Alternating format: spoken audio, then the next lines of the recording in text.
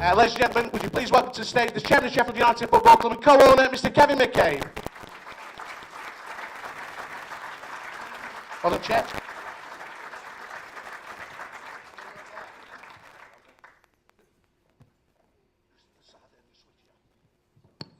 Hey, I feel so lonely. All these colleagues sat in two or three of these frontish rows, ignoring taking the stage. But hey, look, a great turnout tonight as always for any of the forums that we do have for Sheffield United. Let me sort of say to you all, thanks for coming. You know, we've had one of those seasons that only Sheffield United supporters recognise. You know, it's one of we started off with great optimism again. Who knows? It's not quite over, so results on Saturday and following Sunday could just come our way. If for another team, they probably would. For the Blades, they rarely do, but we do live in hope. So, you know, to you all, really, I want to try and get forums together to chirp us all up, accepting the frustrations we've suffered this season and recognising that across the board, and one or two things I'll talk to you about, we are reshaping as always, to give it our best shot for next season, because simply we have to get out of this blessed league. You all agree with that? And I say to you, on a serious note, the efforts we've applied over the last 5 years, which is a dreadfully long time, sorry, 4 years, isn't it? Dreadfully long time, is there for us all to see. We should undoubtedly have escaped League One back in 2012. The slam dunk automatic promotion we were robbed of because of the unfortunate incident of Ched Evans. No other club would get these extraordinary events that hit you at exactly the wrong time of the season. You know, I do talk about it when I'm around football supporters from other clubs, and they begin to talk to me about some of their incidents. They're nothing like ours. They don't have a Ched Evans issue. They don't have a Carlos Tevez affair. They don't even have problems with important players that you miss for very important games who have, you know, positive drug tests and the like. It's only the good old Blades who it's just when we've got it right, something clocks you around the lug hole and, you know, we miss out. So it's not sort of to moan about it, it's sometimes to put it in perspective. We should and would have got promotion this time 4 years ago, but for an extraordinary event. Not Sheffield Wednesday, who did fantastically well to be chasing us. We got a slam dunk and we unfortunately missed it. Not through any fault of anyone, but something that went wrong. Actually, I can say it openly now, an injustice that occurred. But we live on. We're not faint-hearted. We're tough buggers. Anybody who supports Sheffield United has to be. As I say to some of our friends who want to come and see us occasionally, we're a heart attack club. Yeah? We get so close and so far. How many playoffs? 8 playoffs. How many have we won? It's an unbelievable record. And in recent times, how many finals or semi-finals? An awful lot, isn't it? We get so blessed close that so many other clubs have fortune.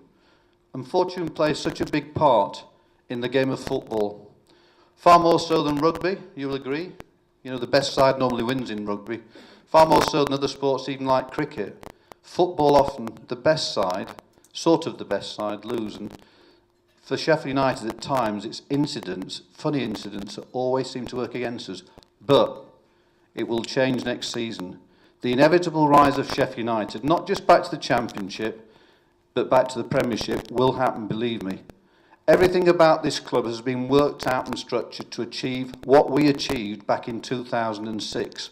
We actually achieved the aim, redeveloping this stadium to one of the best in the country, starting the hotel, the pre-development work in that self-same season, and getting back to the Premiership that we were cruelly robbed of. We also then had just created, and we're expanding the academy. Young Travis is with us tonight, and he'll sort of say a few words, because I know he's not shy. Trav? He's nodding. We also expanded the academy there, which really is one of the finest. And probably it's on that point that I begin to reintroduce how we should sort out the Blades for this coming season. Our academy structure is good. If there's a frustration that we all have as supporters, at times we don't have enough of our own youngsters playing in the team. That so often occurs because of this dichotomy that a team manager has of having to get promotion for Sheffield United, no ifs or buts, not wishing to probably take chances that in their eyes are big chances, and therefore some youngsters never get the chance at the right time to show the spurs and become super players. We really begin to plan for next season in recognition that this last 3 seasons, not the Ched Evans season, we've wasted too much money. We have brought on players, the names of which so many of us have forgotten who they were. I wouldn't like to assess the numbers, but I suspect it's probably 40-ish, in trying to seek promotion, trying to take too many chances on players who probably, with hindsight, weren't well recruited for the task in hand of getting out of League One. We see opposition here at Bramall Lane, or many of you go to the away games where, you know, the opposition, unfashionable clubs maybe, small clubs maybe, seem to have 1 or 2 players who are quicker, sharper, more desirous than some of our players. And really, you know, talking to our team manager, it is this recognition now. Our youngsters must be given the chance. They are good enough. They are fit enough. They've been tutored the Sheffield United way via our academy. Youngsters who have achieved a claim of playing for the country at various levels, all the breeding's right. They must be given a better chance to come forward. I say that in recognition it will never stop the need to bring in 1 or 2 experienced professionals who have got a dedicated commitment to create a successful team and bring on board these youngsters. You know, I go back to the days in Neil Warnock's time with the Stuart Mccall, a brilliant signing, a guy who could orchestrate a midfield that could score goals with Michael Tongue and Michael Brown, but also with a player who was a captain, not with an armband, but in a way could display his talents, neat, tidy. And if somebody kicked him, he'd kick him back. To a Gary Speed, character players who are experienced but also have that desire, not to come to a club just to sort of see out a career, but to come to achieve something in their final stages of their career. And it's that sort of player at times that we have been lacking. Anybody here disagree? Yeah. Where we get them from, of course, is the other problem. But if there's one thing we're trying to do now as a club, it's to better recruit anybody who comes to join our first team at Sheffield United, to have more diligence. And sometimes that diligence is not just on the fitness of the player, but the temperament of the player, the desires of the player, the absolute need of that player to want to come to play for this club.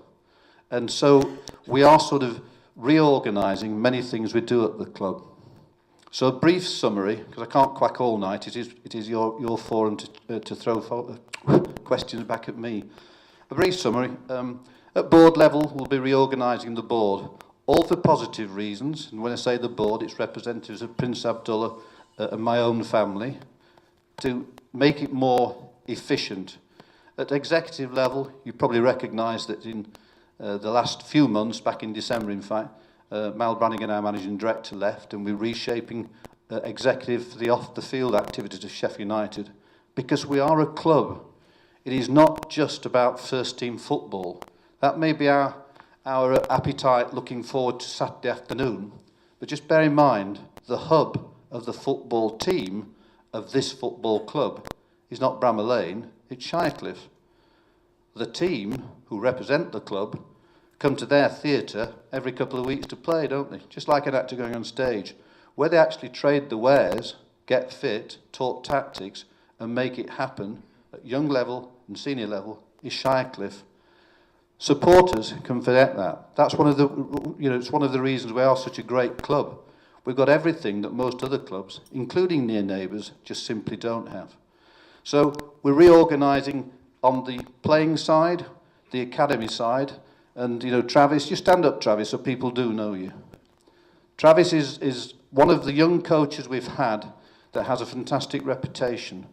Again, when I go to other clubs again and you talk football at the various levels, this young man is known to other clubs probably better than many of you as supporters.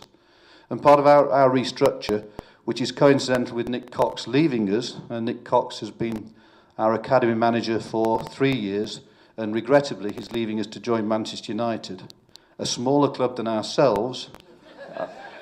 we all reckon he's made a big mistake, but these things happen. So whilst we're sad to see Nick depart, Travis will be taking over as our academy manager. He's only a young man, yeah, but he's got a lot of experience and broad shoulders and an absolute desire to make our academy tick. If I ask someone to give, Gary, if you can give the microphone to Travis. Travis, just explain to our supporters here this evening the success of our academy youth teams this season. Good evening, everyone. The 18s and 21s have had a fantastic season. Obviously, we're mindful that we're only here for one reason, that's to produce players for the first team. We want to do better at that, but like Kevin's alluded to, there's reasons behind that in terms of the manager being under a lot of pressure, having to get results, so we fully understand it's a difficult job. But the 18s played Watford on Saturday, won 3-1. They're into a final now where we'll go to the Valley and play Charlton. The 21s have a semi-final at the Valley again. That's this Monday coming. And a lot of the young lads have done brilliantly throughout the season. Young Aaron Ramsdale representing England recently. We have a host of internationals, Graham Kelly, Shea Gordon. There's a few others that are going to be close soon. Obviously, everyone knows about Lewis Reed, but we're well aware that these players have to be good enough. And I'm sure there's people in the room that probably feel that some of those things I've mentioned may or may not be ready. It's our job to ensure that they are ready. And I'm not naive. I know that they've got to go and deliver. They've got to do divine right because they've been at Shirecliffe since the age of 9 to go and play out there. It's a demanding environment, and we have to put a lot into them. And if they fall short, then we're accountable, and we're well aware of that. But we have got a lot of good young players. We do feel we have the best players in the area, Yorkshire, North Derbyshire, and we will keep getting better and working hard to do that. I'm not sure what else to say. Well, just say, what's the average age of the under-21s? So at the turn of the year, I'm sure a lot of you in the room will know, a lot of the first and second year pros were told that there would be no future for them at the football club. The manager had a big influence in that. So as a result of that, we become very young at both under-18s and under-21s. And the fact that we managed to finish second in both leagues, and we're aware it's not all about results, it's about producing players, but winning games isn't a bad habit, as I'm sure you'll all agree. We become very young, so the average age of the under-21s is 17 and a half, 18. The average age of the 18s is 16 and a half, 17. So we are, on average, the youngest side week in, week out in the two respective leagues. And they've performed very, very well. And it's good to see, and we feel that's the best way of them progressing as quick as we can. A lot of the young lads have had loans to try and toughen them up and give them experience of senior football. But if we can fast track them 16s into 18s, 18s into 21s, into first team training sessions with the manager, loans like Dominic Calvert-Lewin this year, obviously the likes of Che Adams coming from non-league. We've signed a boy called Kimani Smith, who's just signed a pro deal. He came out of Nottingham at 17 years old, Baseford. So we're well aware that it takes different types. We've got 9-year-olds, kids we sign at 9 who end up in the first team, kids we bring in at 17, 18 who end up in the first team. So we are scouring everywhere. We're trying to get the best players to get out there and get us out of this league. And that's all that matters. Hey, he can talk a bit, can't he?